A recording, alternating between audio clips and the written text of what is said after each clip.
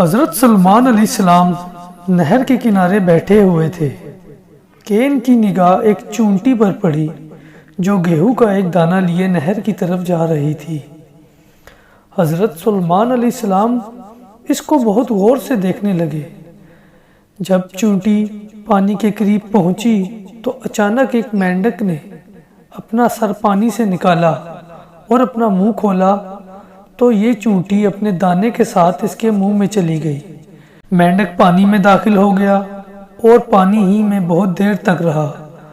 حضرت سلمان علیہ السلام اس کو بہت غور سے دیکھتے رہے۔ ذرا ہی دیر میں مینڈک پانی سے نکلا اور اپنا منہ کھولا تو چونٹی باہر نکل آئی، البتہ اس کے ساتھ وہ دانہ نہ تھا۔ حضرت سلمان علیہ السلام نے اس چونٹی کو بلا کر معلوم کیا کہ ماجرا کیا تھا اور وہ کہاں گئی تھی۔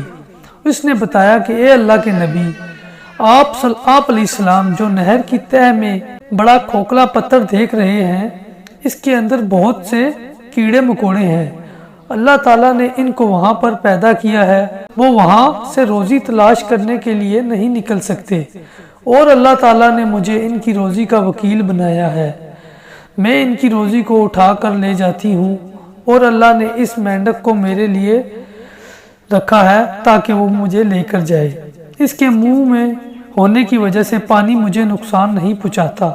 وہ اپنا منہ بند پتھر کے سوراخ کے سامنے کھول دیتا ہے اور میں اس میں داخل ہو جاتی ہوں۔ جب میں اس کی روزی اس تک پہنچا کر پتھر کے سوراخ سے اس کے منہ تک آتی ہوں تو مینڈک مجھے منہ سے باہر نکال دیتا ہے۔